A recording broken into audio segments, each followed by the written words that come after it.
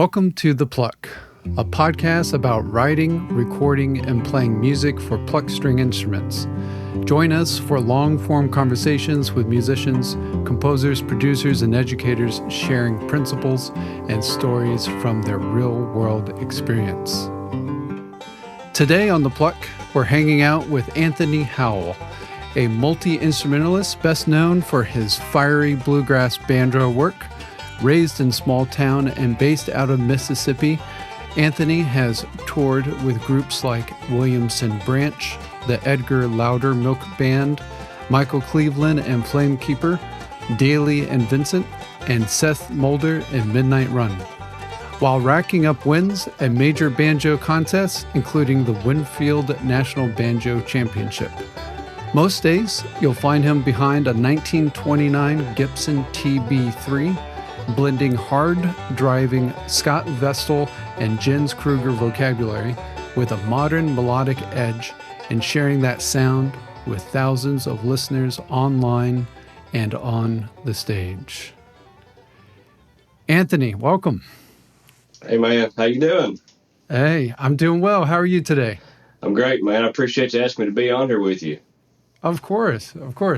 I saw one of your, in the algorithm, as they say, on social media, on Instagram, one of your videos came up and it just blew me away. And so I'm really happy that we get to chat today about, and learn about what you do. Yeah, man. I'm glad that the algorithm is working for me. It's taken me a good while to figure out how the social media thing works, but I think it's finally working in my favor for a change. So what have you done differently? I've just been more consistent. Back at the beginning of the year, I decided my New Year's resolution was to try to be more present on social media, especially Facebook, because that's, in Bluegrass, a lot of your following and a lot of your festival promoters use Facebook more than anything. So, and so at the beginning of the year, I had like 5,800 followers. And so I don't have any crazy viral videos, so it's just been me trying to work as hard as I can. And so within the month of January, I doubled my Facebook following, and now I have about 12,000 followers, and I've doubled my Instagram following, which was almost nothing. But it's a slow but steady race. The consistency is what's done it for me. And I guess sort of leaning into what the media likes, playing Foggy Mountain Breakdown and Archtop, that's what gets views, Yes. So playing like hits. Yes, very, very popular, recognizable tunes is what it'll do. You can play some of the craziest stuff on the banjo and it'll get like 500 views. But as soon as you play Archtop, it's going to hit 100,000 guaranteed. So you don't always have to shred. No, not always. No, if anything, if you shred too much, you get all these people on there saying, "Oh, that's not how Earl Scruggs did it. Oh, you're playing too fast," So. Or nowadays, when you're playing too well, they might be like, "Is that AI?" Yeah. Oh, yeah. There's been a lot of people that have said it's fake. There's one video where I posted on Instagram. It's got almost 1 million views now, where I'm using my tuners, called detuners on the banjo. Oh, I did see that. Yes. And there's been dozens of people saying that's fake. You can't see his right hand, so he's faking. I'm like, all right. Do you have that on this banjo? I do, yeah. Okay, can you demonstrate what you're talking about? I can. So, it was an invention of Earl Scruggs.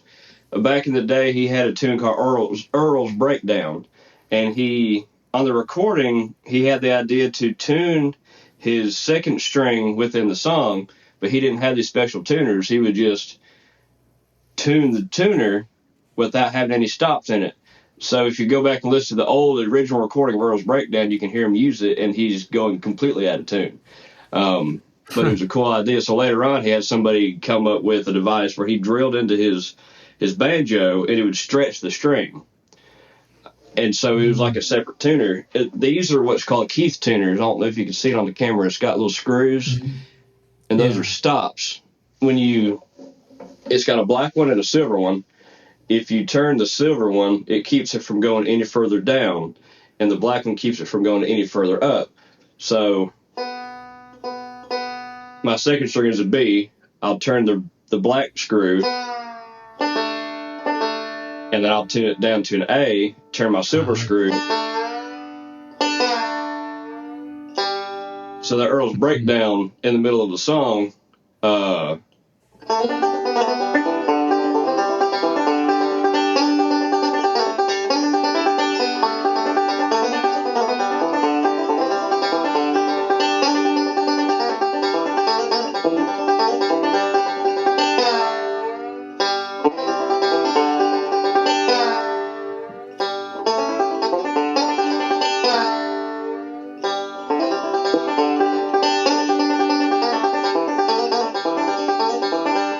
so that's a simple explanation of it.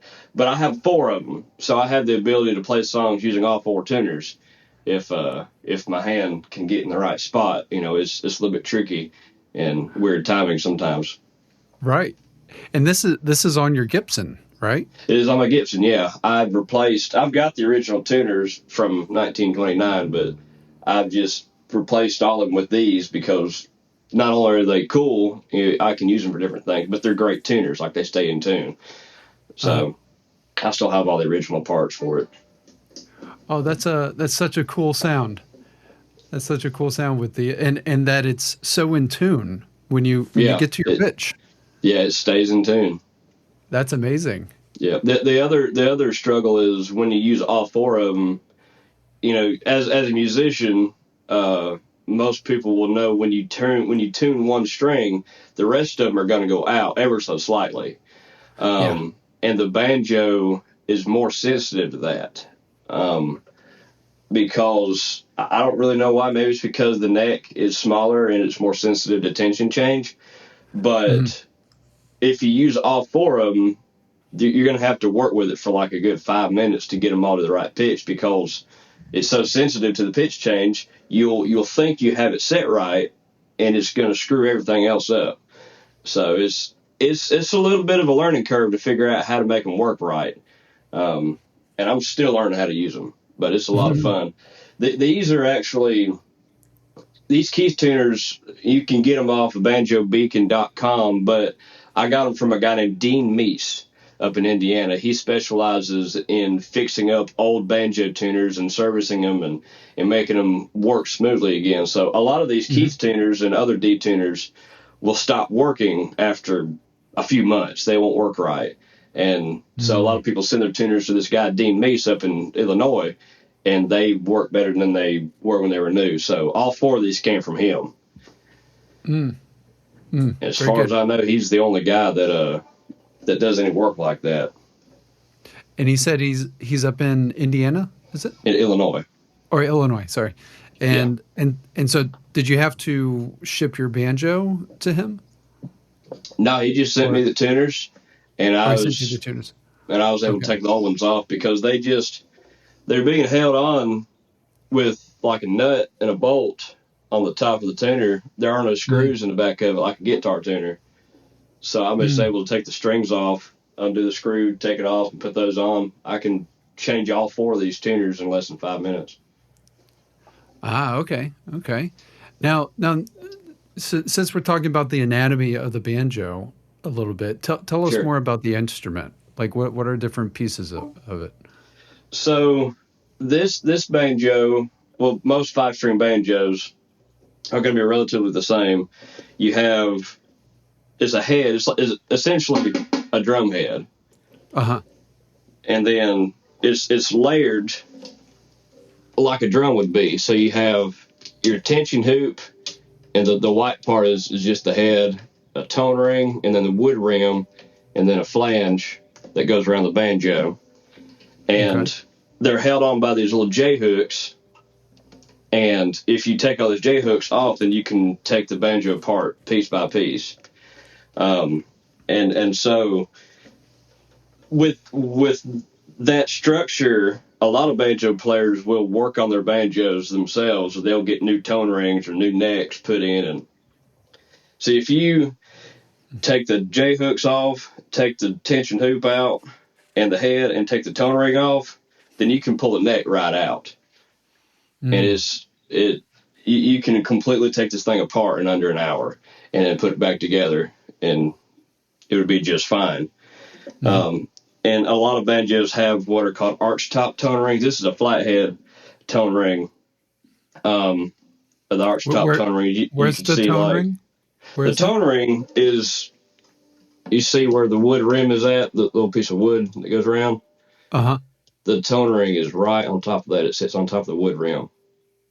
Oh, okay. And so they have Flathead and Archtop tone rings. The Archtop tone rings tend to be more, I guess, brighter, tinnier sounding.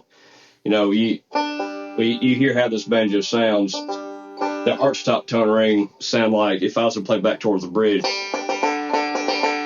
it's more twangy kind of, if that makes sense. Yes. And then, like the old Gibsons, they had RB banjos and they had TB banjos. This one is a TB. And what that means is this banjo from the factory was a tenor banjo, a 4-string tenor banjo. And later on, somebody put a 5-string neck in it for Bluegrass. And it also used to have an Archtop tone ring in it. So I still have the original neck and the original tone ring at the house. But that's why this is a TB. Even though it's got a 5-string neck in it, it was originally a tenor banjo, and it was a style 3. And the 3 is basically the inlay pattern. All these Gibson banjos had specific inlay patterns for the different models, and it's mahogany. You know, a lot of these banjos were mahogany or maple or walnut. So these style 3s had this specific, called leaves and bows inlay, and a mahogany neck and resonator. Beautiful. And how did you decide on this particular banjo? Well, these banjos from 1929, these style 3s, had what was called a fat rim, the wood rim. During that time, they made the rims a little bit fatter. Don't know why. A lot of the stuff Gibson did back in the day, nobody really knows why they did it. You know, they would have a style 3 with a different inlay pattern, and, you know, a lot of times they would just throw stuff together. But these fat rims sound different. They almost sound bigger. The banjos sound bigger. Like there's more meat to it, even though they're bright. And so this was a banjo that I wanted for a long time. I've only had it for about 3 months, maybe.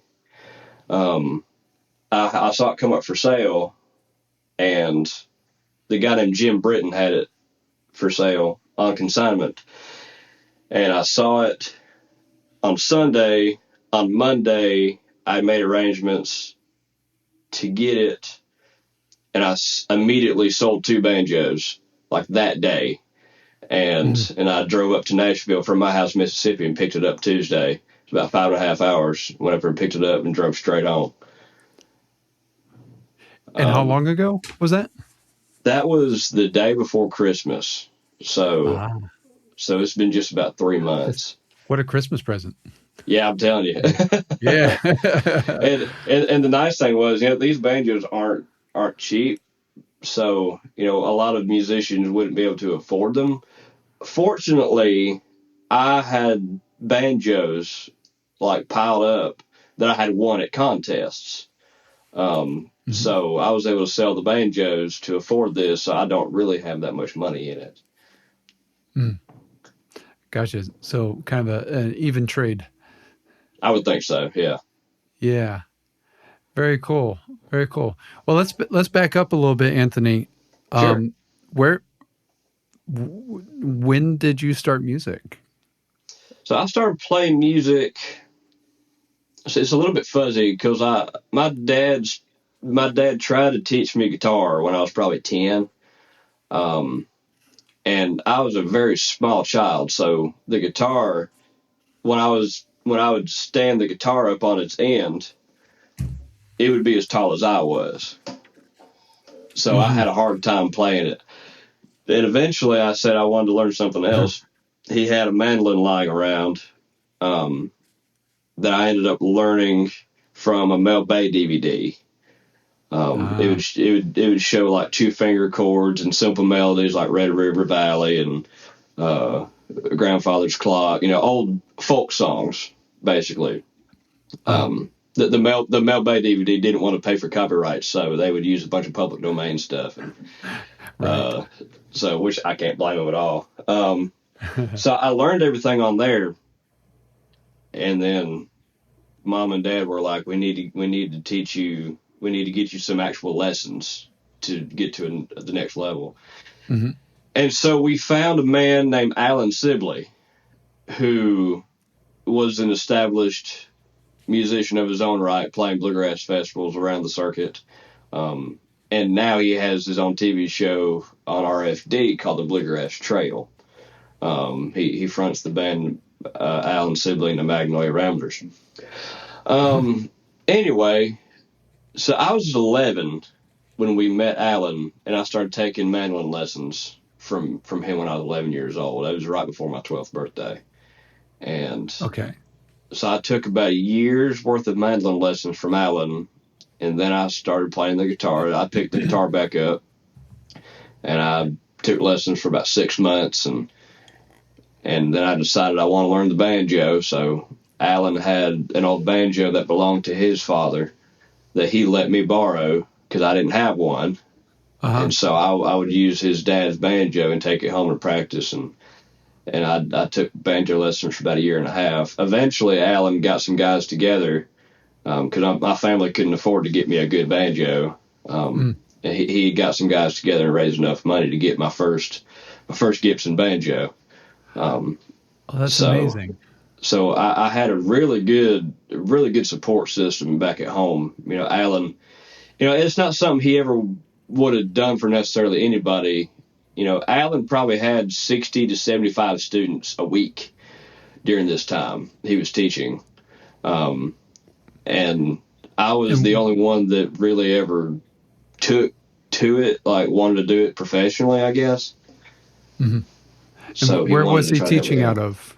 He was teaching out of French Camp, Mississippi. It was about 45 minutes from the house. But what he would do, he would go to different locations every day of the week. He would teach Monday through Friday, unless he was playing a show somewhere. Then obviously he'd have to move some things around. But anyway, on Monday he'd be maybe in Carthage, Mississippi, and then Tuesday he would be in French Camp, Mississippi, and so he would travel all these different locations every week to get to all of his students. And so that's where I went every Tuesday for like 3 or 4 years. It's French Camp. Wow. And so your parents drove you there? They did, yeah. Eventually I was able to drive myself when I got my license. But for the most part, they drove me there every week because I got my license late, so there wasn't much me driving myself. Gotcha. So you started when you were 11. That's around like middle school, right? Like 6th grade or so? Yeah, it would have been around 6th grade, yeah. Okay. And did they have anything in your school regarding like these instruments? Because usually you don't see, you never see mandolin or banjo in the schools. Maybe guitar sometimes. Was there anything in school that inspired you?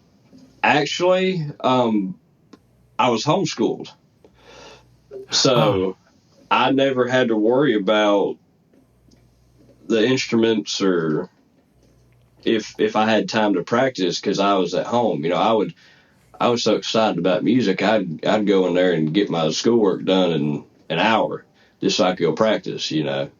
Yeah. But because my dad, he had a mandolin. He told me the story about how when I was little, probably the toddler, he wanted a mandolin. And so my mom got him a mandolin for his birthday, and then he never touched it. And he said to that day he never could explain why he wanted one. But he chalked it up as divine intervention because I ended up learning it after that mandolin sat there for 10 years, Did your parents play any music, like in the house, like bluegrass music? whatnot? No, I wasn't introduced to bluegrass until I started learning from Alan. My dad played guitar. He Okay. played. I guess it was kind of a cross between classical and folk. It was different. He had his own style. He played classical guitar, but he used all 5 fingers instead of just 4. He would use his pinky as well. He would pluck with the pinky. He would. Yeah. I don't. To this day, I don't know how he did it. But he would do that, and he was a songwriter. I always considered him to be what you call a serious amateur, because he always wanted to do it for a living, but he didn't really have the know-how to go do it. And, his style wasn't marketable, I suppose. But he loved it. Whenever I started playing music, he just decided that he was going to live vicariously through me because I was doing what he wanted to do, and he was happy to see me out there doing it. Said if he couldn't do it, he was glad to see me doing it, so. Oh, that's great. That's great. It was good to have that support system, and my dad being a musician, he definitely wanted me to be as successful as I could be, Yes, certainly. Do you have other members in your family that play? My dad was the only one. I think my uncle on my mom's side might play the saxophone, but there's nobody in my family that is musically inclined. I'm the only one, which is another kind of crazy thing. I don't know how that happened. I think my my 3 greats grandfather played the banjo. Oh, really? Back in around the Civil War time, probably around 1860, 1870, Right. But other than that, there's nobody in my family that had any interest in traditional or folk music or bluegrass or anything like that. So you said that you started on mandolin, tried out guitar, and then settled on banjo. Is that right? Yeah. Is that the sequence? Yes, right. And so how did you settle on the banjo? I think it mostly had to do with how much of a challenge it was.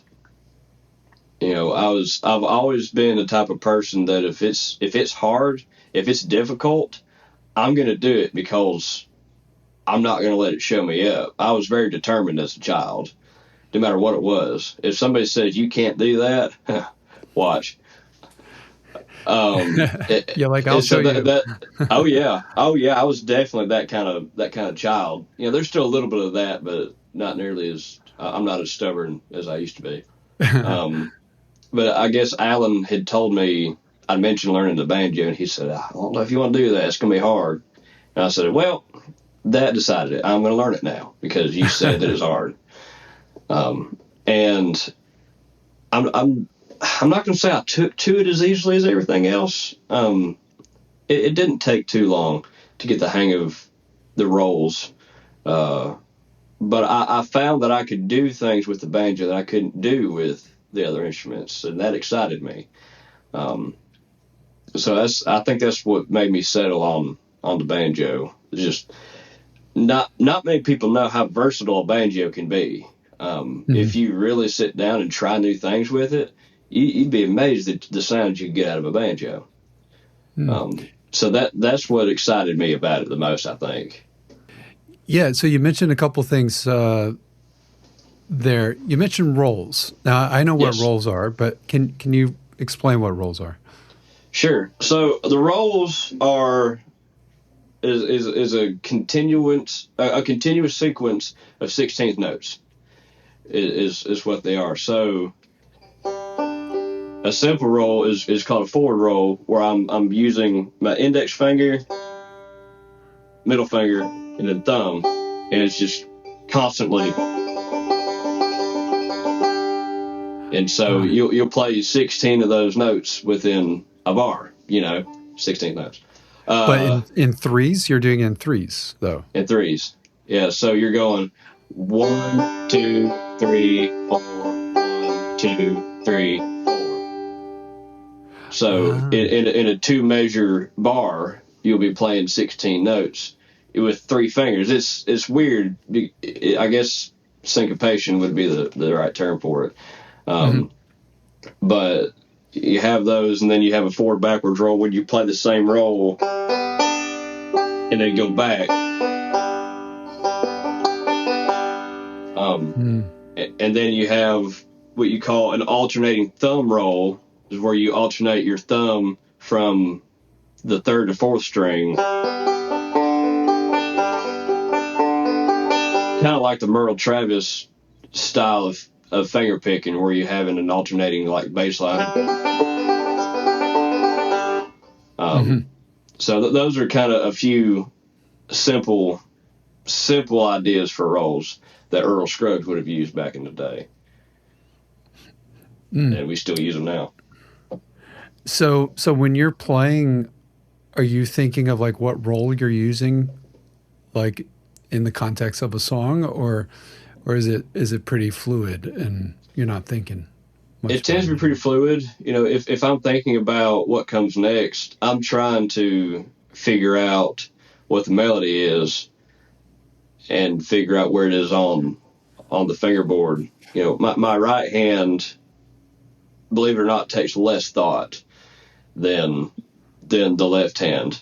Now, I don't say that to mean the right hand is easy to master, because it's not. You have to practice the best practice you can do with the banjo is to not play anything with your left hand and just practice building up dexterity and accuracy with your right hand, making sure you're playing clean.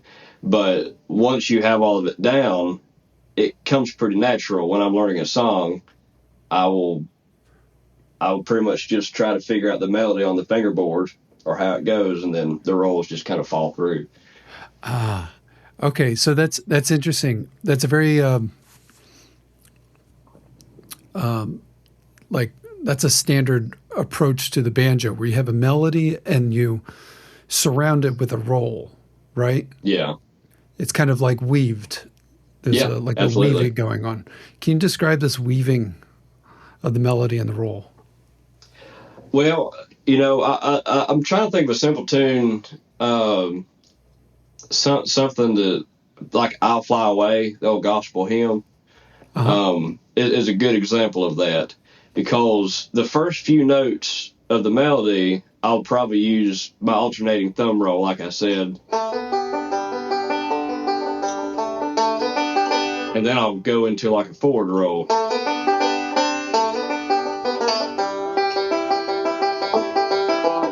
So it's a combination of different rolls, and you're going to change your roll. You will change your roll depending on where the melody lies, because for the most part, I'm using that one I talked about, and then I will hit a few strings to kind of reset my roll. So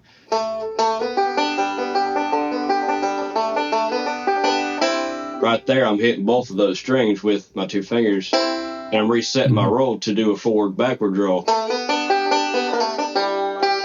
then a forward roll.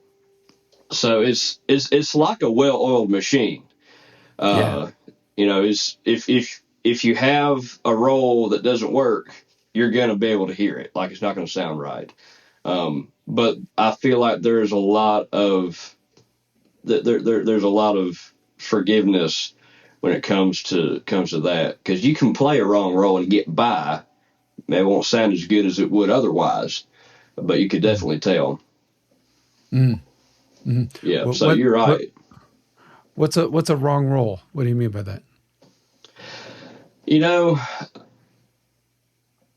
I wouldn't say necessarily every roll would be wrong, but there are things that aren't right. Does that make sense? Yeah, sort of like it could be better. Yeah. So like if you use that song again, I'm using the alternating thumb roll on the first couple lines. But if I was to use like a forward roll, like the melody is all out of place if I use the wrong roll. It sounds weird, you know? Yeah. Okay. So you can play it like that, but it wouldn't necessarily be right. Right. Yeah. Then it throws off the rhythm of the melody. Yeah, it sure does. Yeah.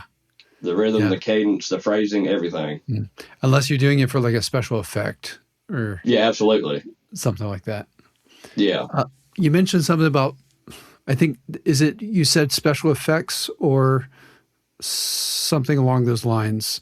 You said rolls and something else. Was it special effects? Is that what you said? The banjo is capable of many different things, like being able to make different sounds come out of the banjo that a lot of people haven't discovered. You know, that there's been a couple banjo players, like Jens Kruger is one I mentioned, or you mentioned in the intro. He came up with this effect that is a really strange palm muting technique that it sounds muted, but then it sustains at the same time. So that palm muting is a normal technique. Don Reno was a banjo player back around Earl Scruggs' time, where he would play kind of guitar techniques where he would use his thumb pick, stuff like that, and he would palm mute to make it sound like it. So that's not a new thing, but what Jens Kruger would do, he would hit the strings with his thumb picks and then pick his hand up. And it would create like this weird, muted, sustained.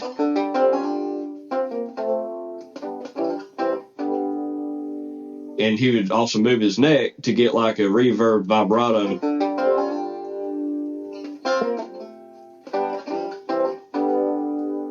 Ooh. So that's what I mean when the banjo is capable of so much more. I've taken that, and this is something else that people have accused me of being fake on social media. Because I will use that technique, but then I'll rock my hand back and forth to make almost like a phaser or a whammy bar effect.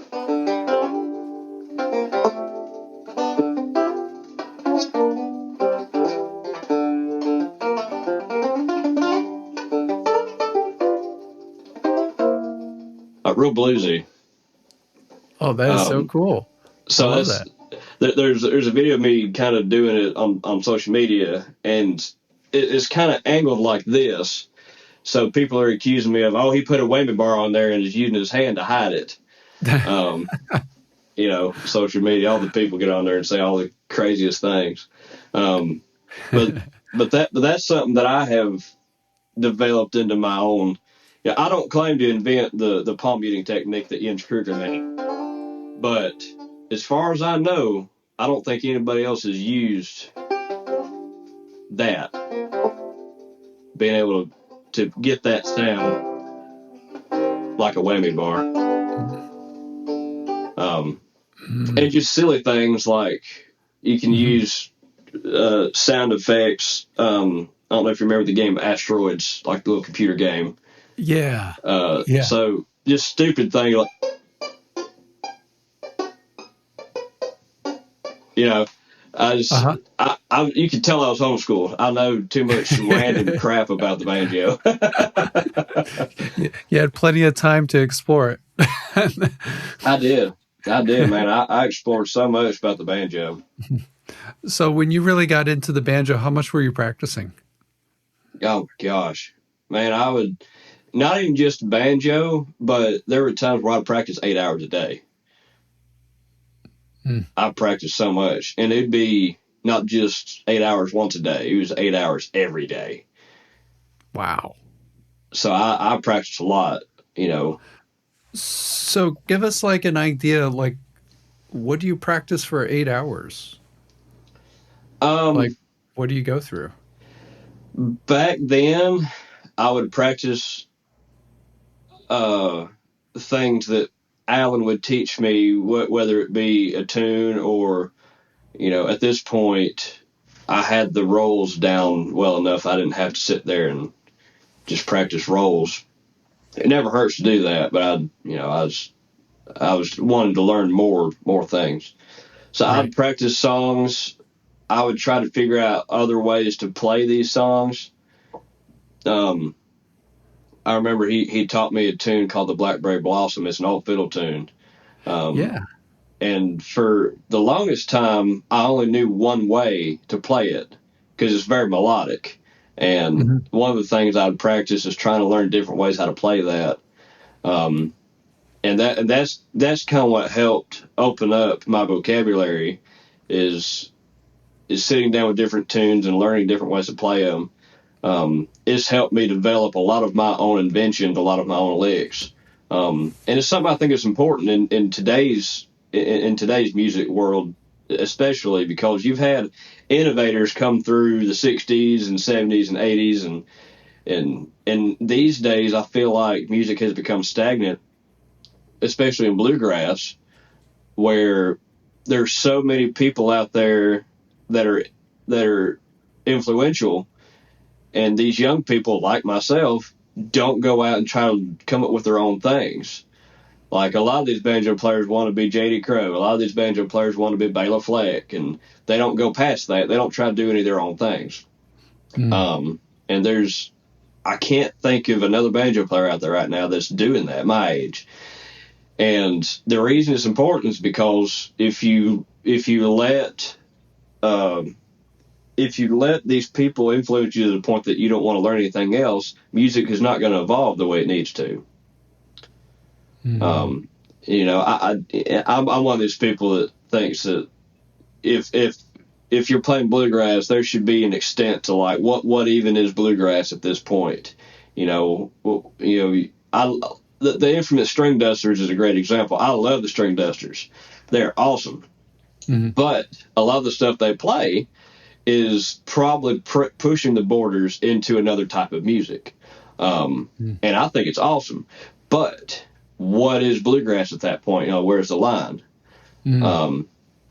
So I think keeping in bluegrass, it's important for somebody like myself who is actively trying to keep a semi-traditional bluegrass sound alive to still be able to innovate within that, if that makes sense.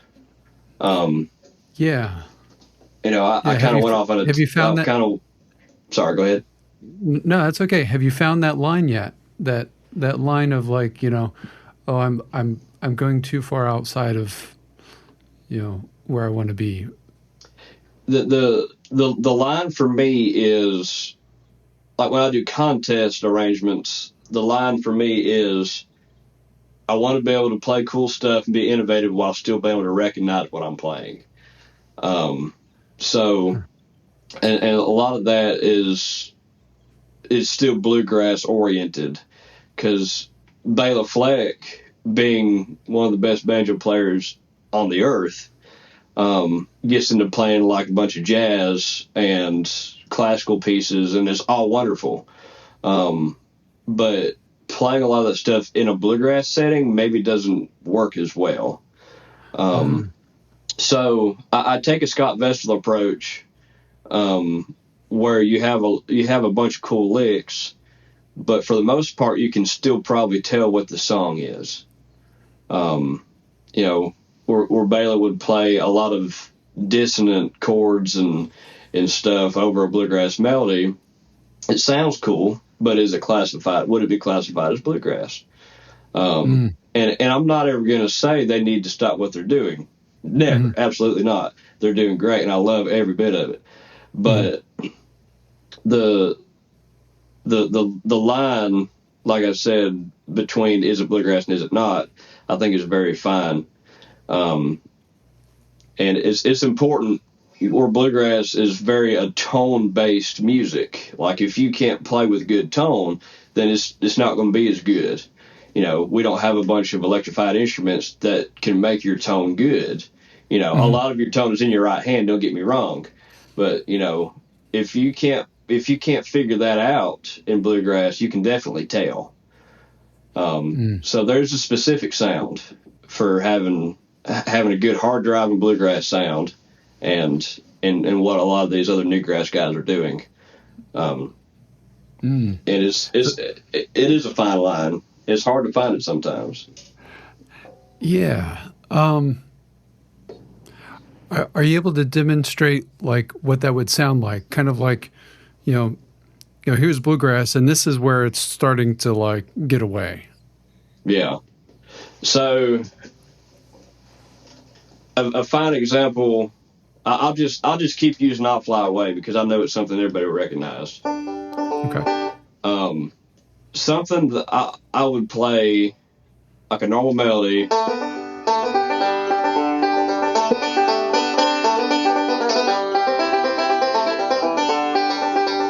So that's pretty normal. I think if I was still going to play it with my own style and make it interesting, but still have a melody, I'd and kind of make it melodic.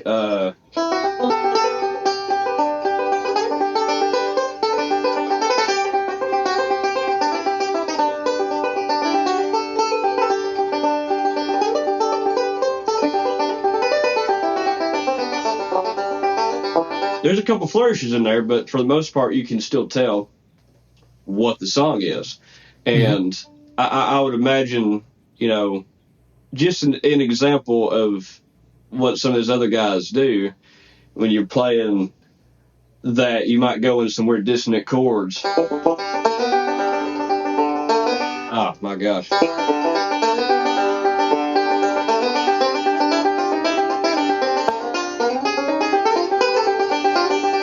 Weird stuff like that. Yeah. So that's what I mean. Like, where's the line? Like, what are you playing bluegrass or not?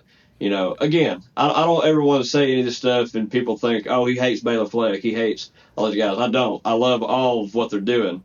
But again, I'm trying to keep, bluegrass is starting to gain popularity again, thanks to Billy Strings. And I'm trying to help keep a lot of that alive and still keep the roots intact.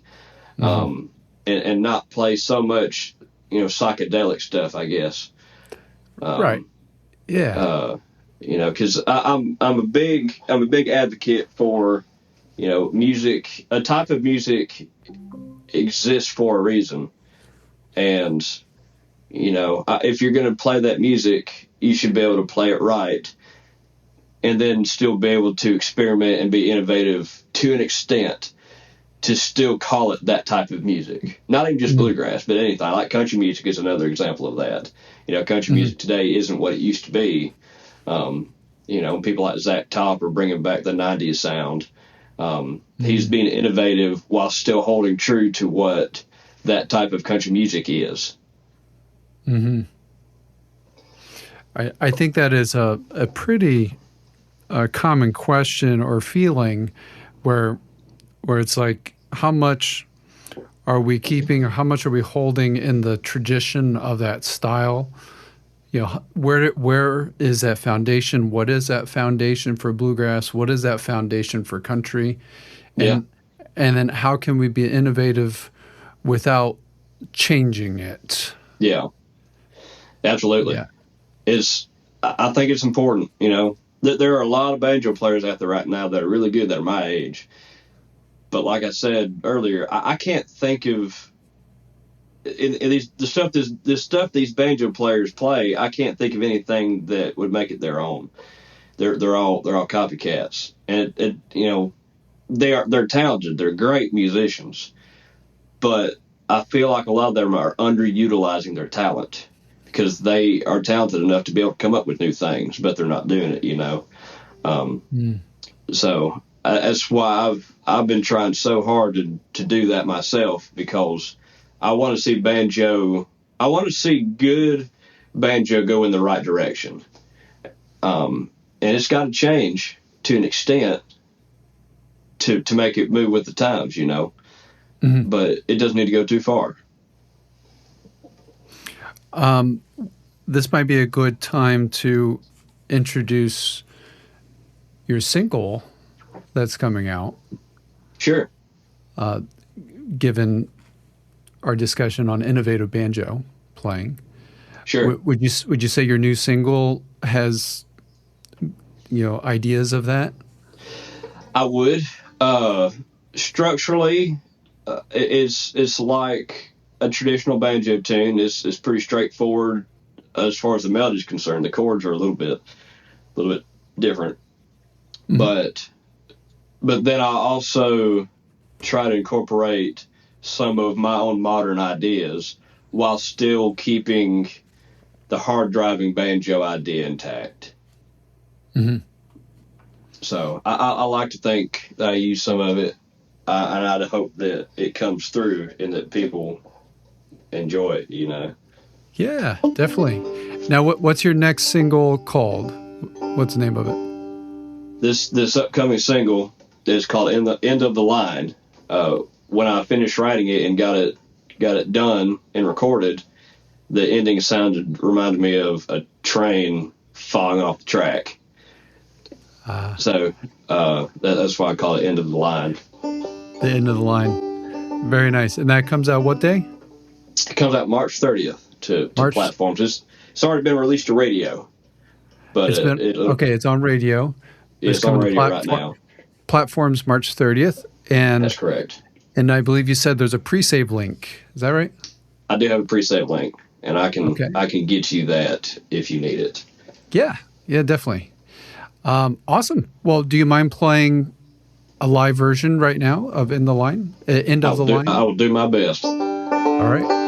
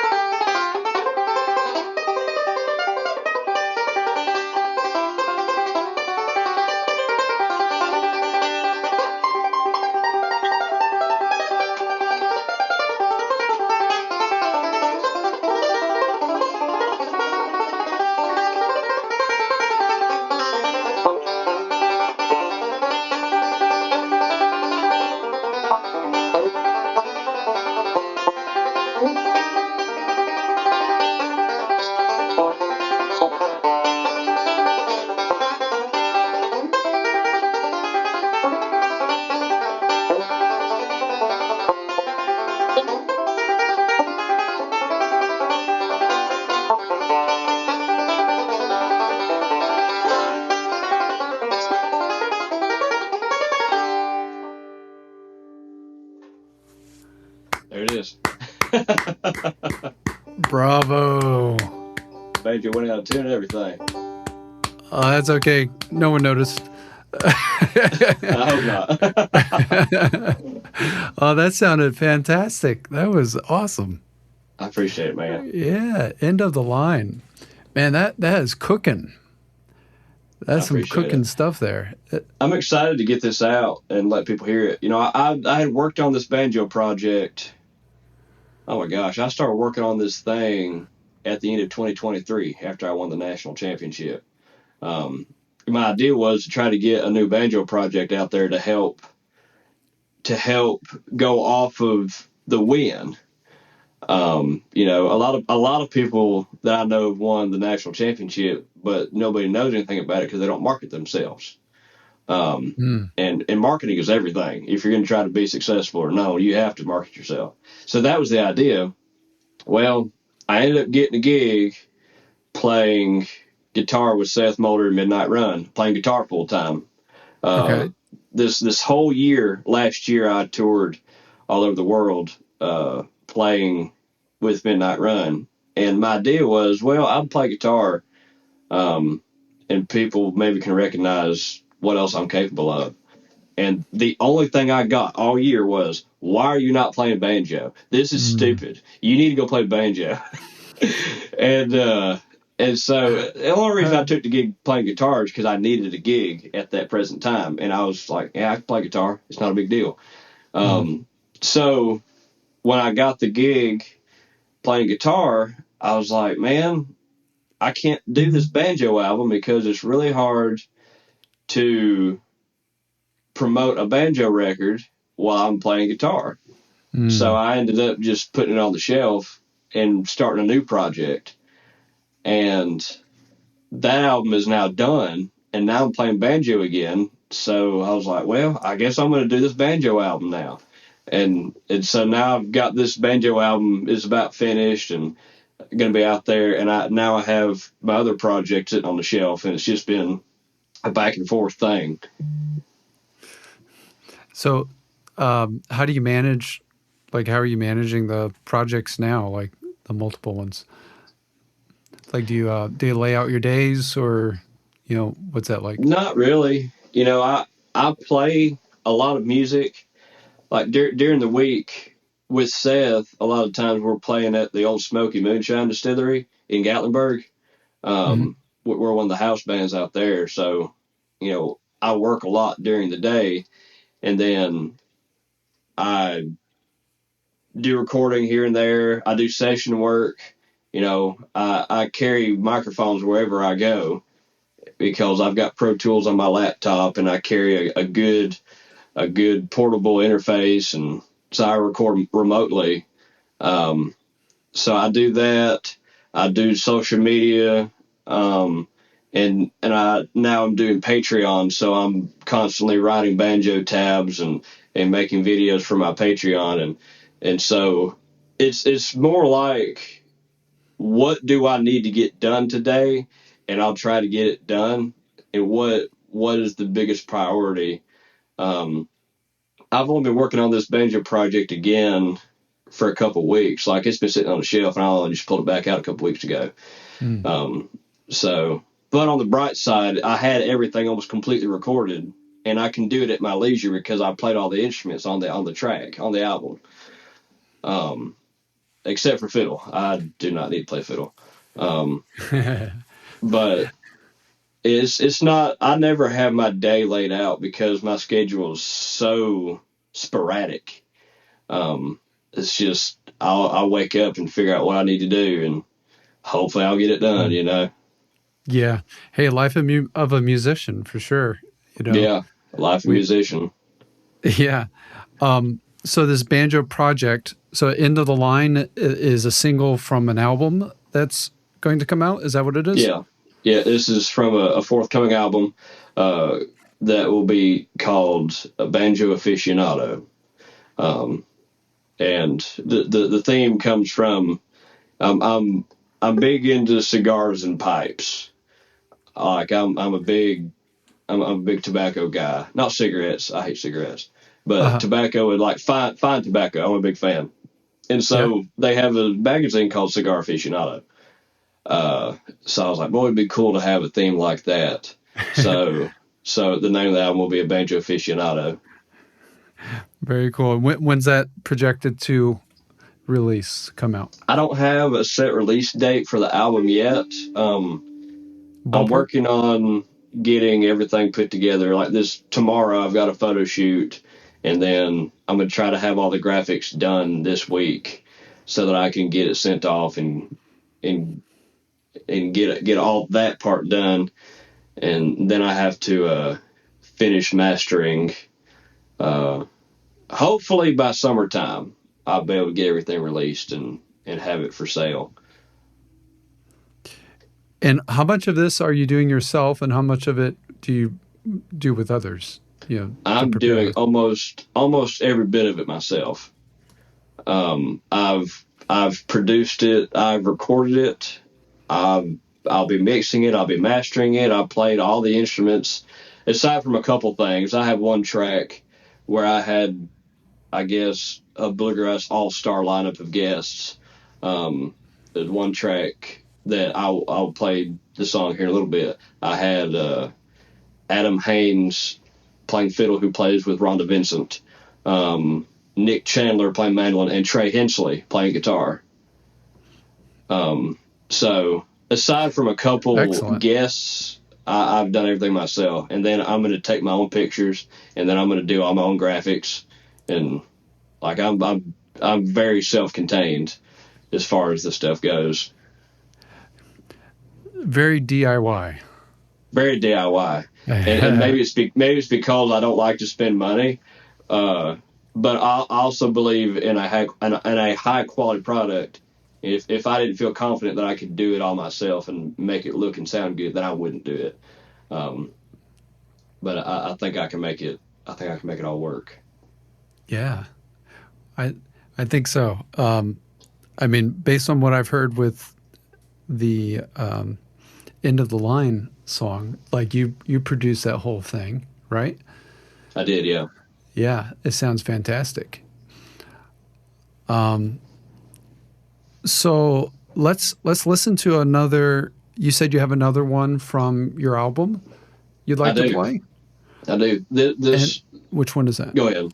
This one's going to be Ground Speed. It's an Earl Scruggs tune that I arranged for contest. This was one of the tunes that I played at Winfield. So I have the whole contest arrangement on the album. I have, fiddle breaks and guitar solos and everything, but the way I'll play it here will be how I would play it in a contest. Okay. Sounds good. Ground Speed.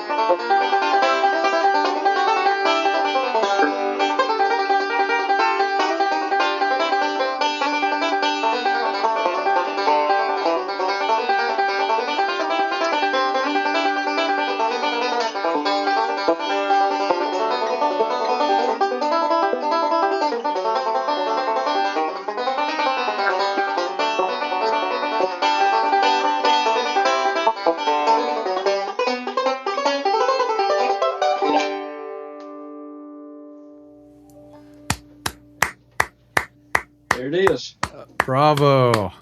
Yeah. Wow. I had a very bad mistake happen. I hope that I played it off. Oh. Again, like the first one, we didn't know you're out of tunes. We're not going to hear the mistake. Yeah. Hopefully it doesn't come through. I definitely noticed it.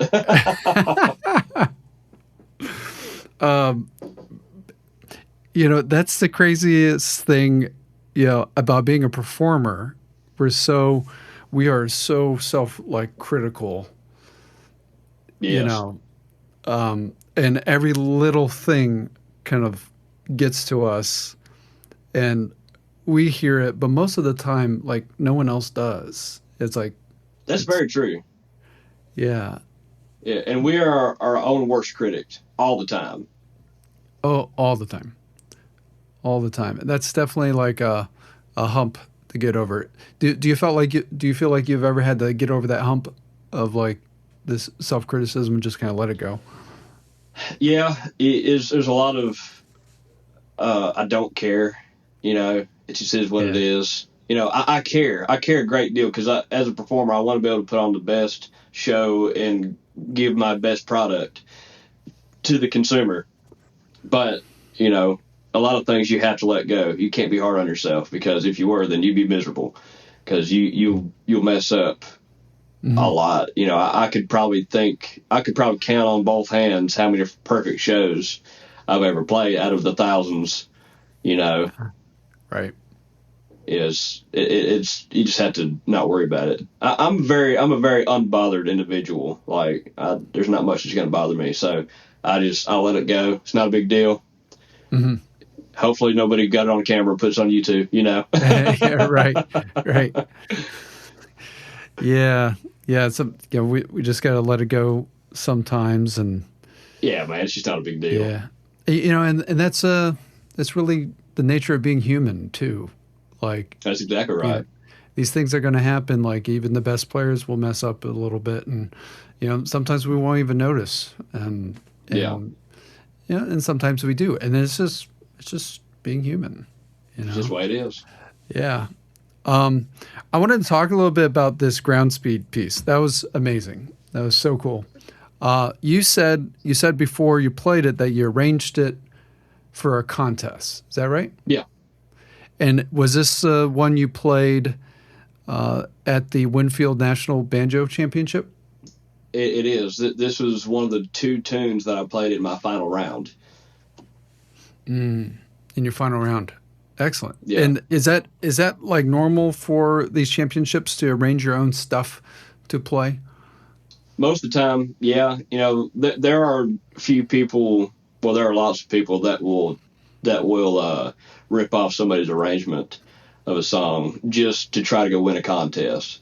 But I'm very firm in trying to come up with my own things. Like when I'm developing an arrangement to a song, I will refuse to listen to anybody else's version because I don't want any influence.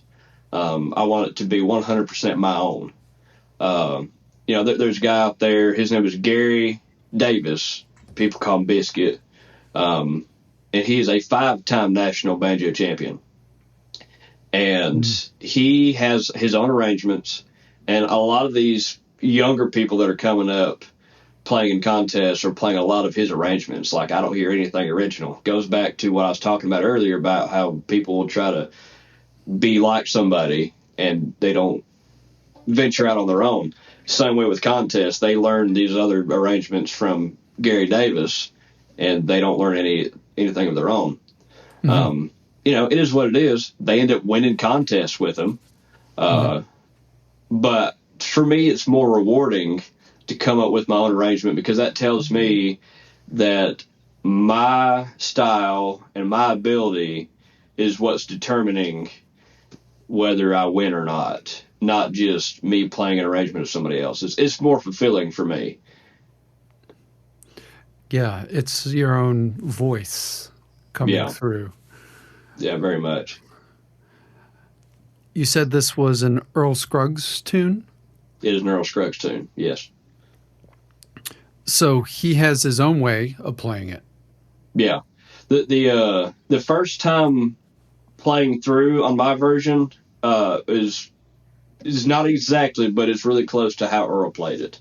The normal melody being that's the normal melody. Can you play the melody again?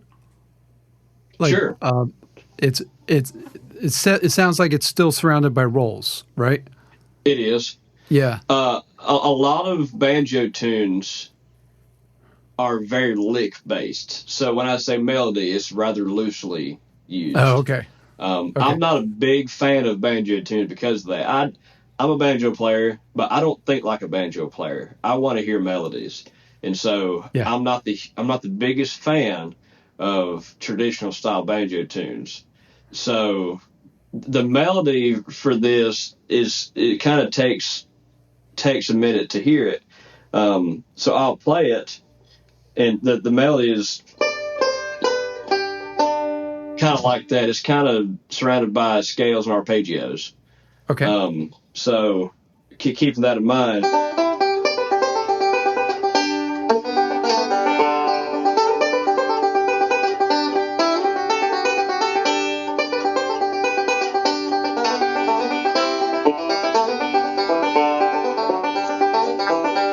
So that's the basic way to play it. And a lot of people what you'll hear, especially when my version comes out, it'll be the next single off of the album. The way people normally play it on a fiddle or a guitar is going to be a scale like that. Okay. So it's still kind of got the same idea, but it's much more melodic, which is my second break was more like that, a scale, you know. Now that wasn't like a linear scale, like you're not playing like a lot of notes adjacently on the strings, right? You're doing a lot of overlap. Yeah. It's I'm still playing like that same scale or close to it, but being melodic, it's melodic style banjo still sounds like a roll. Melodic style banjo is when you play the exact melody with rolls and open strings. So, you know, eventually the scale stops when let's see.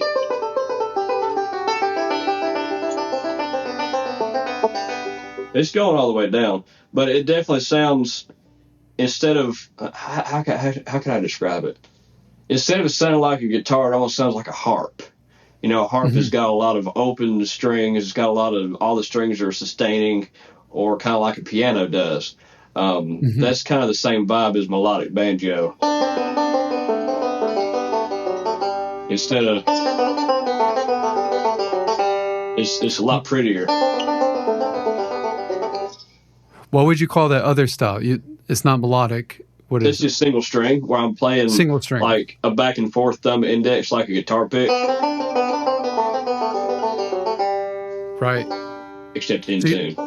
So you're playing those scales with thumb, index, alternating. Yeah, with that one I was, yeah.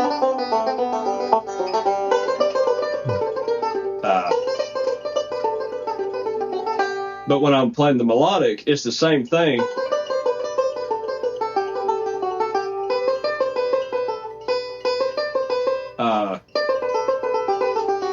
It's the same idea, but because I have so many open strings, I'm using rolls, it's more fluid. Like, it flows a lot better.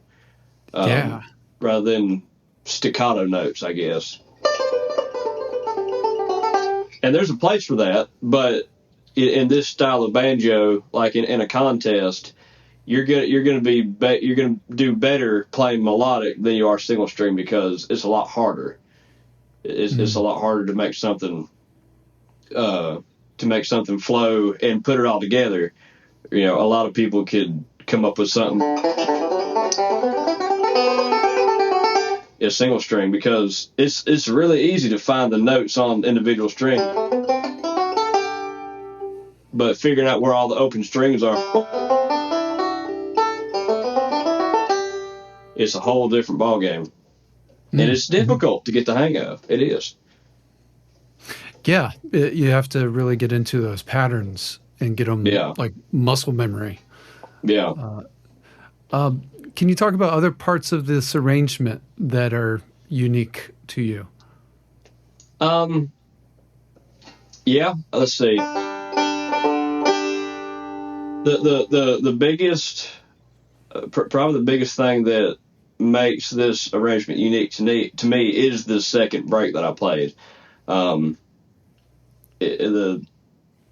The second part, especially too, when Earl would play the second break, he'd play it the second time through. Sorry, I'm trying to get my thoughts in order. He would play the same thing, but when he goes to the beat part, you know, on the first break, he would do this.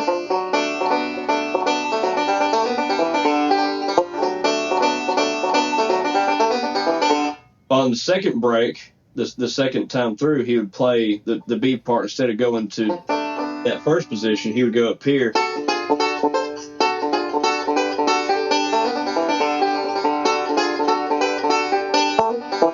So I took that and made a continuous roll. I'm using a backwards roll to make it flow a little bit better. I'm going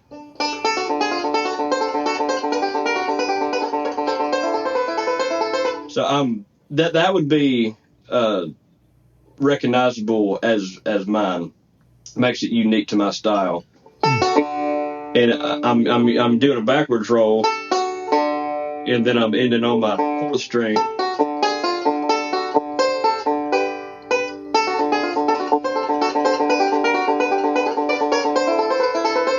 And then the next part, I do the triplets.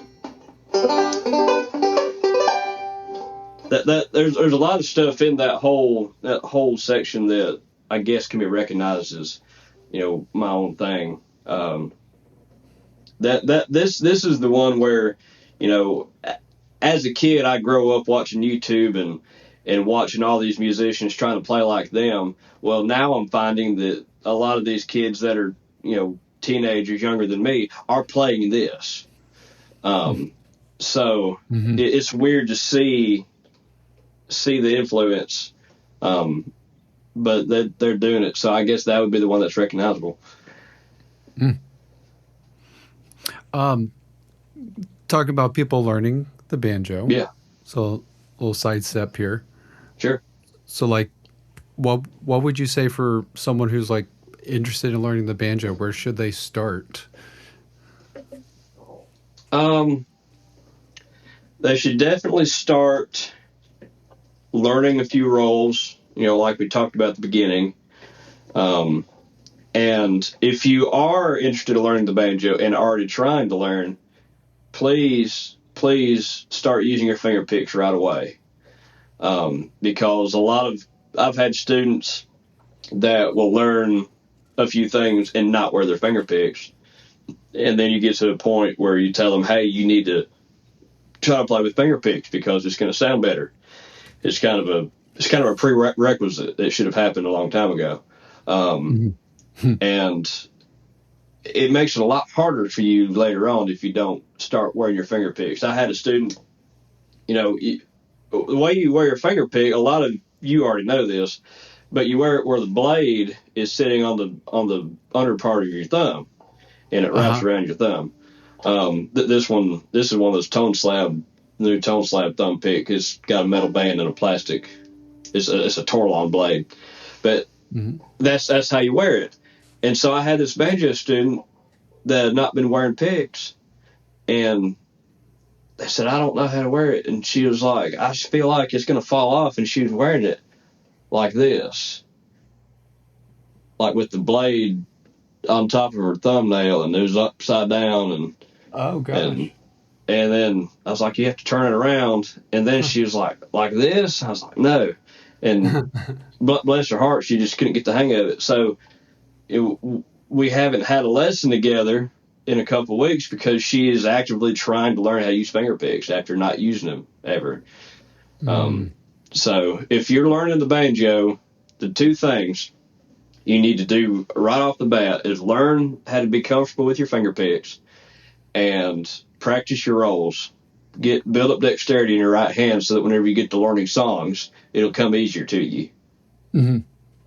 Now for the finger picks, we're talking, this is called 3-finger style? Is that what it's called? Three-finger style, scrug style. Yeah. Scrug style. Okay. Now for placing your right hand, don't you put your ring finger and your pinky on the body? I do. Okay. I'll try to get closer so you can see. I always place my ring finger and my index and my pinky finger right here. It's not too far. Let's see. I don't know if you can see that. I'm right there, kind of in line with the bridge. I'm not back here. I'm not up here. A lot of banjo players you see have their pinky on the bridge, and I don't agree with a lot of that because depending on where you place your fingers, where you place your hand, you're going to get different tones. And whether you have one finger down, it's going to change the tone of your banjo as well. It's not much, but if you play your banjo, don't have any fingers contacting the head, you're going to get a lot of overtones. I don't know if you can hear it over the camera, but you got a lot of overtones, a lot of stuff ringing out. When you place your fingers, it kind of deadens that.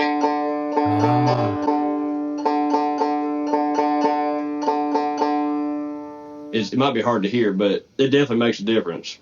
So it mutes some of the overtones. It doesn't ring as much. It absolutely does. Because, see, this banjo head is tuned, let's see,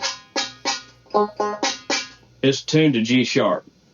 And so the banjo itself is tuned to open G. So when I'm playing, if I don't have my fingers down, the head is tuned close enough to the key of the instrument that it's going to have like sympathy tones, and it's going to ring out in a way you don't want it to. So it's important to have your fingers, at least one finger, placed at all times, so that you don't have those crazy overtones, especially with recording. If you have those overtones while you're using, an expensive microphone, it's going to catch all that. It's going to sound like crap. It's going to hear it all, yeah. Oh, yeah. Your thumb placement. Now, I know in classical guitar, we keep the thumb to the left of the index finger. Yeah. Do you do the same thing? Do you keep your thumb to the left side? Yeah. Yeah, it's further up to the neck than the rest of it. Right. And there's a guy, I was probably 14 years old when a guy told me this. He said, you need to always make sure that your thumb is further up. It's going to sound better. And it's true, because where all these strings are unwound except for my fourth string. And so you're going to have to play it in a different area to make it sound better. Where these unwound strings sound better closer to the bridge, not way back here, but closer to the bridge, where this wound string is fuller sounding. It's going to sound better playing further up.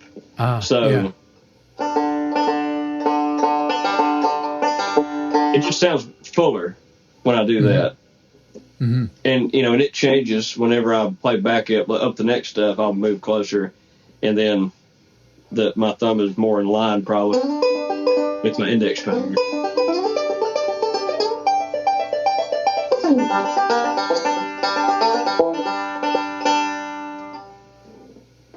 And when you're plucking, do you pluck like from the tip joint, or are you plucking from the knuckle? Like where are you swinging your fingertips? I guess I'm bending it at my knuckle here, at my first knuckle, and then I'm bending both my knuckles, I guess. So when I'm playing, I don't actually hit it straight on. Like I'm kind of getting underneath. See the difference? Yeah. When I do that, it gives me a stronger attack for good bluegrass style banjo, instead of just playing.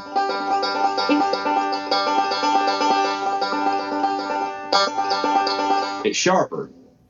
Yeah. Do you feel like you're pulling the string more? Yeah, I am pulling it more, 100%. Yeah. Mm-hmm. It's almost like I'm reaching down underneath the string and pulling it up. I mean, I'm not, but it's closer to that. And then so it also depends on my hand placement as well, because I don't wear my pick straight, actually. My hand sits at an angle, so my fingers are going out this way instead of like straight up. Mm-hmm. So to compensate, I keep my picks, I don't know if you can see, but they are not straight. Yeah, can you put them a little closer? Yeah.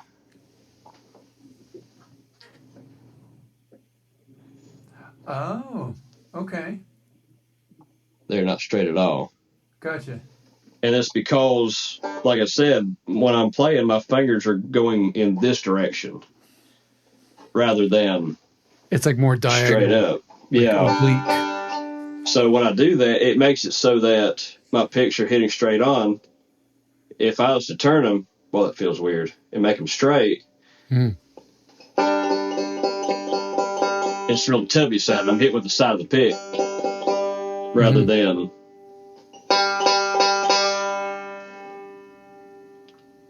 Banjos are so temperamental. Every little thing can make it sound different.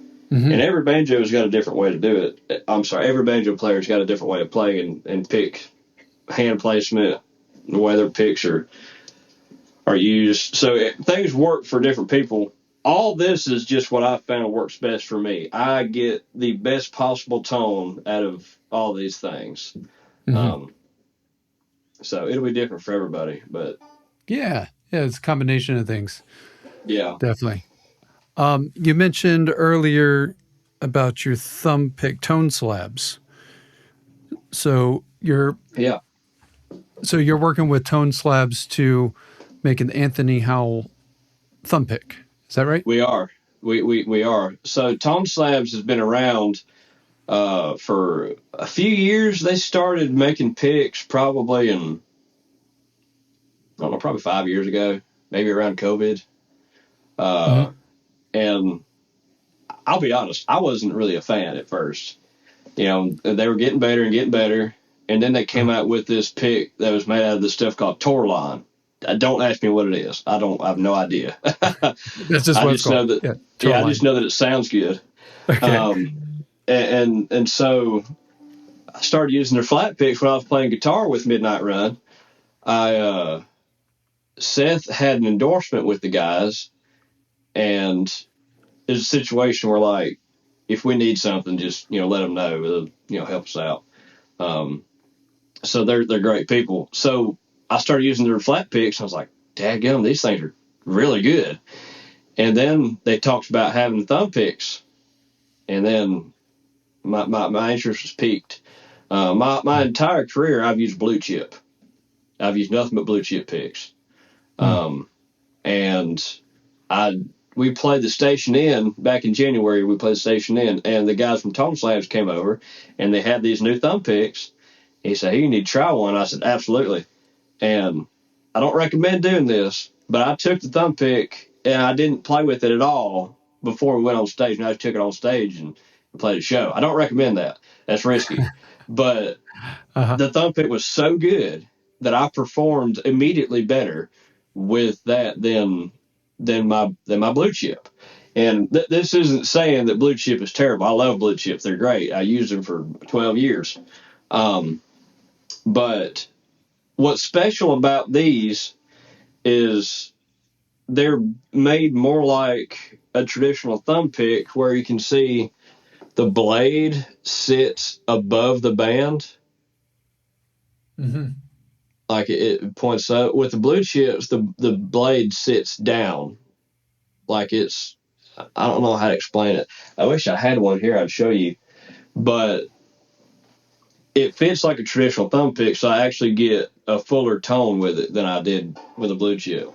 And the material is self-lubricating, so it never gets scratchy. It doesn't really wear out.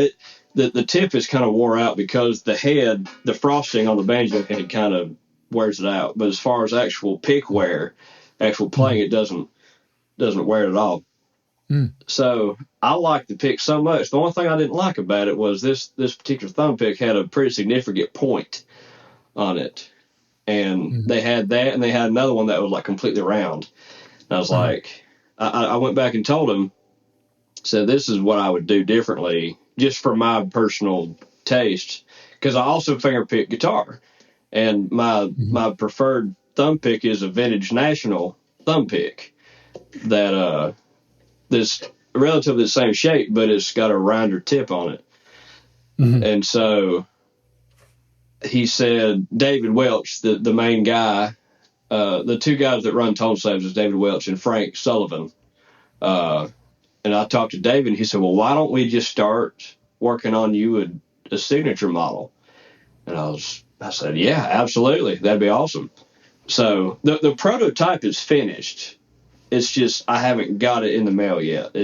I don't think they've got it in the mail yet. They partnered with Pruka Banjos to make the thumb picks. They made the bands, and then they would send them off to Pruka, which is based in the Czech Republic, and then he would attach the bands to them because he made all the bands and send them back. So it's a point now where they're getting close to being able to assemble things themselves. The prototype should have been here like 2 weeks ago, but things got behind, and now it'll be here whenever it gets here. I'm not really in any hurry. It's fine. But that's what's coming up. They only just recently launched the thumb picks. I think you can go on the website and buy them, maybe pre-order them. I think they finally started shipping them out. Okay. And and where do people find that? You can find that at ToneSlabs.com. Okay. And you can, on their website, they have, if it's a pre-order link still, it'll send you like Shopify, and you can pre-order it from Shopify, and then they'll send it to you. But so for all the people, finger pickers, banjo players, whatever out there, I definitely ought to keep an eye on the Anthony Howell model, because I designed it so that it could be the best possible thumb pick for playing banjo or finger picking guitar. Okay. Doesn't matter what instrument you play. I tried to design this so that it is the best thumb pick on the market. Great. That's great. I recently played a musical last October. I played Pearly, the musical, and there's a banjo part in that. And I was experimenting with different thumb picks, and I really couldn't find one that felt good. Yeah. I ended up on like the Dunlop. I think it was the Dunlop one, the medium size. Yeah. Mainly because I liked the weight, the thickness of it. Yeah. But it still wasn't quite right. There's some issues with like the band catching on the strings. Yeah. And stuff like that. So I'm excited. I'll definitely grab one of those ToneSlabs. Yeah. Check it out. Yeah, that's something that they also took into consideration, is the band catching on strings, because Blue Chip sometimes were capable of that. And if you're on stage playing and your thumb pick gets caught, like, it's not just a quick fix. You have to get out of there. Yeah. In the middle of a solo, it can really mess everything up. With this one, they changed the band. You can see the band has got full contact with my thumb. There's not anything sticking out right there.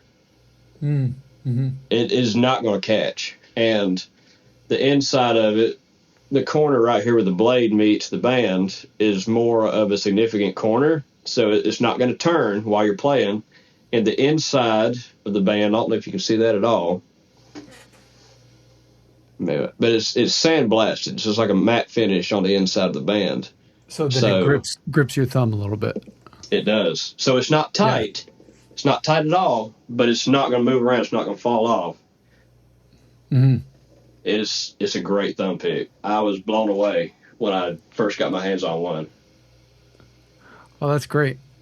Fantastic. Yeah, man. I love that. We are with just like finding our own style. We have to find our own like gear in a way, little pieces of this and little pieces of that works for what we want to do. Yeah. Absolutely. So that's great. Fantastic. I think you have one more song you wanted to play. Is this also from your album? Yes, it is from my album. This will be the third single that I put. I'm going to put out 3 different singles at a time, just for the sake of trying to get some radio airplay. Banjo tunes don't do as well as other songs, and that's fine. I'm mostly putting out this album for banjo players. There are lots of banjo players out there that I've found that like my playing, and that's great. I wouldn't be able to do this if it wasn't for the fans, Mm-hmm. So I'm mostly putting this out there for new music for the banjo players. If it gets radio airplay too, that's awesome. That's awesome. And what's the name of this one? The name of this one is called Highway 19.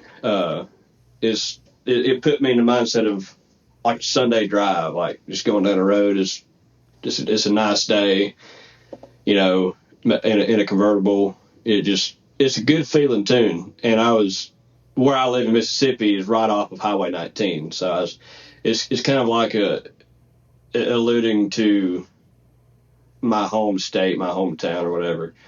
A lot of there's another tune on my album that is called I named Sweet Magnolia because magnolia is the Mississippi state flower.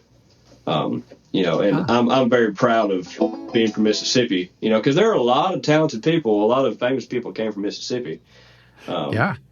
But a lot of people don't really care. I don't know, I guess.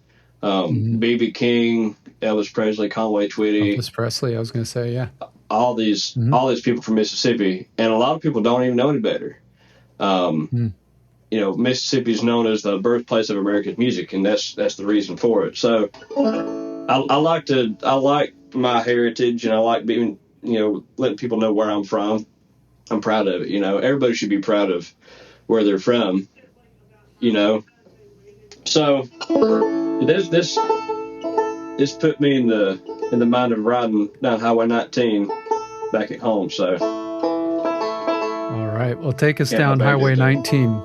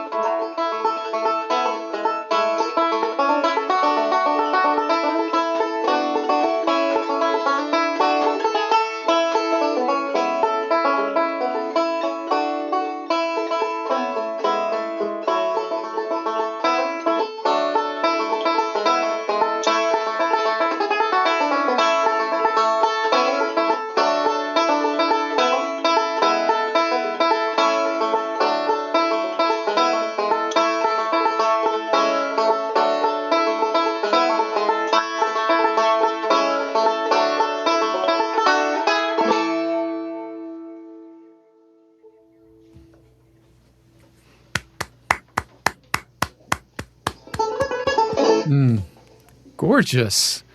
That was beautiful. That was really beautiful. I love hearing the contrast. It's definitely not like traditional structure when it comes to banjo. It's a lot groovier. Yeah, and it's so peaceful. I can just imagine what Highway 19 feels like on a Sunday. It's really pretty. Where I'm from, Mississippi, is back in the middle of nowhere. Like there's trees surrounding the highway. Especially in the early stages of fall. You can imagine all these oak trees and maple trees changing colors. It's backwoods Mississippi. It's exactly what you would expect.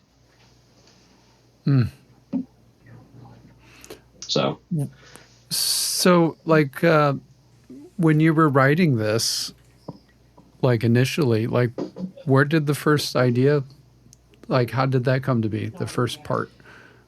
Man, where did it start? I'll be honest with you. A lot of the stuff that I write tends to just come to me. A lot of times I can't remember where the first conception came from. Uh, I remember when I was working on this album, I do remember trying to force a few tunes.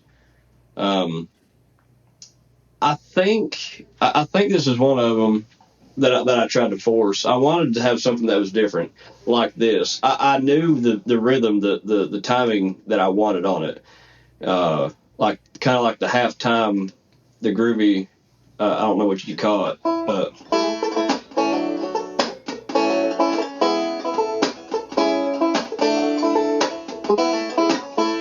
That I wanted that. It's got a backbeat. Yeah, it's got a really good backbeat. Mm-hmm. A very significant backbeat. And on this album, this isn't a traditional banjo record. A lot of banjo players in the past will do a bunch of banjo tunes like like Shucking the Corn, Ground Speed, Funky Mountain Breakdown. Your average, what you'd expect a banjo record to sound like. Mm-hmm. The tune End of the Line is probably the most straightforward, or Ground Speed, I guess, would be one of the most straightforward things on the album. Nothing is too out there. Everything is musical. That was one of my biggest things. I wanted everything to be musical, but I wanted everything to be different. Like there's a slow, like a minor, a waltz in B minor that I wrote for the banjo. There's a country, almost like a country shuffle tune that I wrote.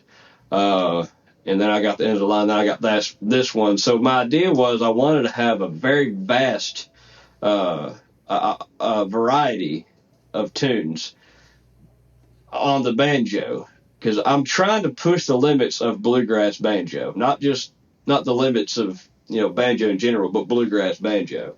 Like we talked about before, staying within the genre. I'm trying to make aware of what the banjo is capable of.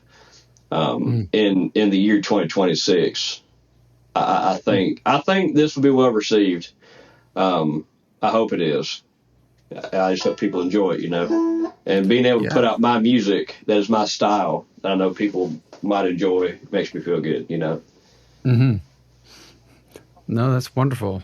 That's wonderful. I can imagine it being a nice music video in some way or another. Do you have any music videos in the works for any of these? No, I don't. I'm just gonna have the singles and then put out the music as they're released to radio, later on to digital platforms. I thought about trying to do a music video, but I've got to a point where I'm just ready to get this thing released, and maybe if something comes later, I wouldn't be opposed to do something later, but right now I'm just focused on trying to get all the music out there, Or other people can use the music for, their reels and stories and stuff. Yeah, absolutely. Yeah. Yeah. Will this be available on the social media platforms as a music option? Oh yeah, all this will be available. Once they come out to digital, you'll be able to use it on TikTok and Instagram, Facebook, YouTube, or I find that MySpace. MySpace, right? Isn't MySpace making a comeback? Right? Maybe, who knows? I tried going on there the other day to see my old MySpace, and it's like the site is so slow. I couldn't get to it. That's crazy. Yeah. That's crazy. I don't even remember MySpace, to be honest with you. Facebook was my first one. Oh, fantastic. Very good. Very good. I think we're getting to the end here. This has been really, really wonderful. I wanted to just maybe hear if you got any couple exercises for those who are learning the banjo. I know you're really targeting banjo players. Sure. Right. Maybe something that you have on your Patreon or something like that. Any exercises or techniques or studies and stuff that that people can hear now, and I had to think about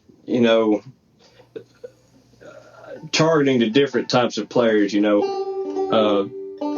far as beginners go, I cannot stress enough the importance of making sure your right hand is where it needs to be, and practicing your rolls and working on your dexterity. One of the best banjo players on the scene right now is a guy who plays with Ricky Skaggs. His name is Russ Carson. He had a story that he was playing with a man named Audie Blaylock probably 15 years ago. And he was really into playing a bunch of crazy stuff on a banjo, playing a bunch of melodic, chromatic licks. And Audie told him, you need to take your left hand off of the fingerboard and stick it in your pocket. And so he used that, and now he's considered one of the most solid banjo players in the world. And so when it comes to beginners, I cannot stress that enough. Practice your rolls, learn your rolls and get them down, and literally just sit there and work on stepped in tune, man. Practice getting your rolls done. You can't do that enough. I mean, you really can't. Because the banjo is so rhythmic and there's so many patterns, it's important that you are consistent with that. So, it might be, I don't know if you consider that a cop-out answer, but it's the most important thing. It really is. And something that I would show some of the advanced players is a technique that I came up with is where you play a roll over like a chord, but you get staccato notes out of it. So I'm playing like a chord in my second position. I will play a backwards roll, but I will lift my fingers up so that whichever string I'm hitting is the only one ringing out. And it creates a really strange, a really cool syncopated effect. I've got a lick that I came up with, and I'm actually going to be posting on my Patreon soon this lick along with a few other of my own signature licks in the near future. Is again the staccato thing.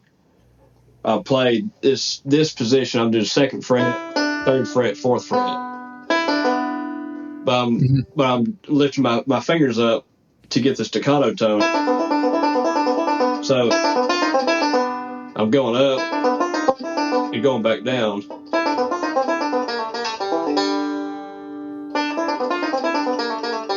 So I guess what it does, it almost sounds like a single string, but I'm using a roll. So it gives me the ability to play what sounds like single string unbelievably fast.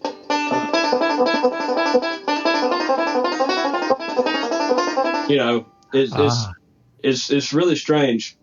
It's a recent development, but it makes some cool ideas. Like say you're going to play a break that goes around the horn, like you got your 6 major, 2, 5, 1. You could play something over that with starting on your 6. 2,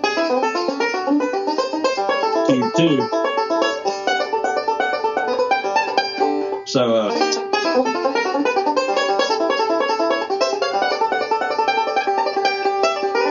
something like that. So there's a lot of different ways you can use it, but this one is just one of the licks. It's an easy way to, I guess, an easy intro to that. That's something I think some of the players might be interested in, being a new technique that nobody's used before. So, do you have like besides the lick itself, anything like studies or anything that you've created based on these things? I haven't yet because a lot of it is fairly new. I haven't developed any sort of studies. I've got tabs for a lot of this stuff that, like I said, will eventually go on my Patreon.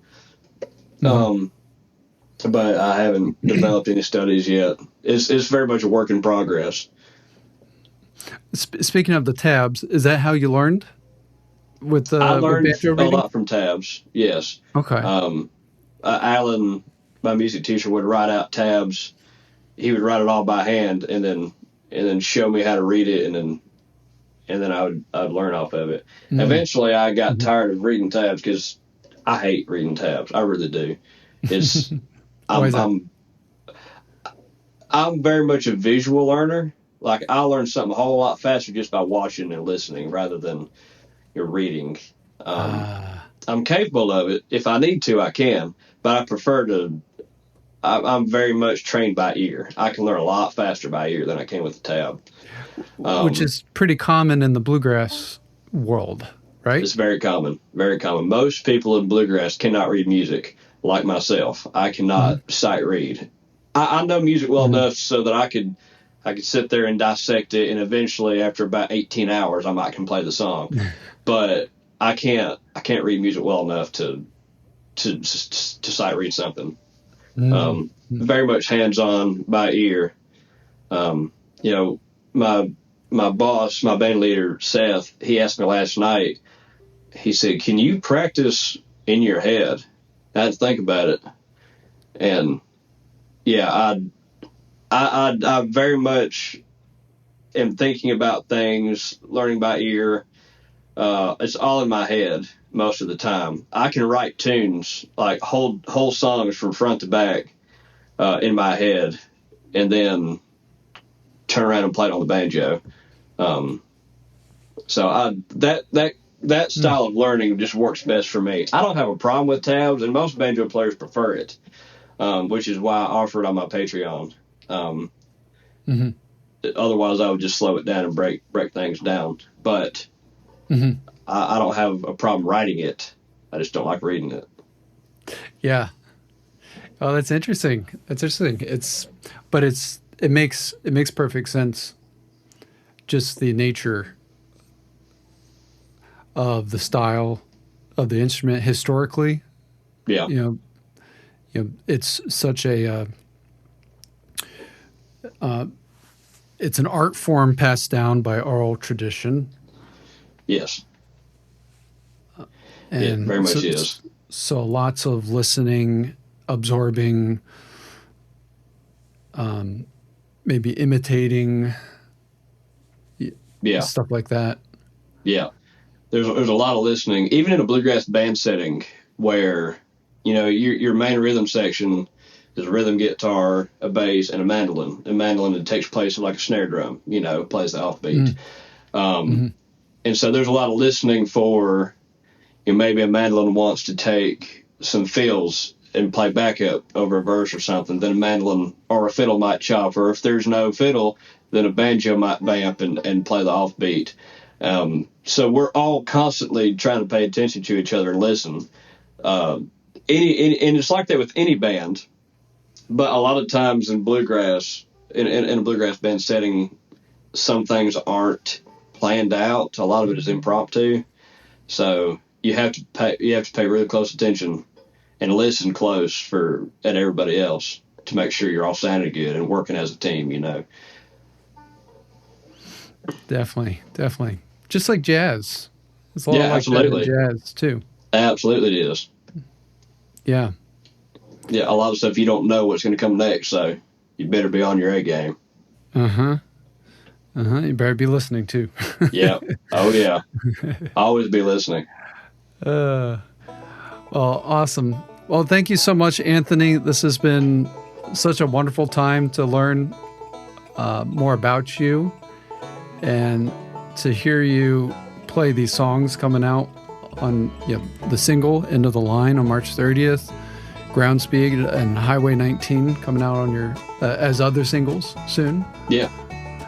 Very excited to hear those. And we even got a sneak peek today, which is so cool. I feel honored that I got to hear it today. I'm glad that you let me play some of that stuff. Like I said, I think people will like it. Another song that will be on the album, I don't know if it's going to be a single, but it's something that people look forward to, is that I developed a banjo arrangement to Puff the Magic Dragon. And I think a lot of people might enjoy that, because that's the song from my childhood. Like, I remember hearing that as a kid, and I think people might be excited about that. So just some different things. Like I said, not your normal banjo album, but I look forward to getting it out there. And that's okay. You know, the album that says Anthony Howell. That's what we're looking for. Absolutely. I wanted to scream Anthony Howell. Well, it sounds good, Anthony. Well, thanks so much for being here today and for being on the Pluck. Yeah, man. And until next time. Absolutely, man. I appreciate you having me on. All right. Take care. All right, you too, man.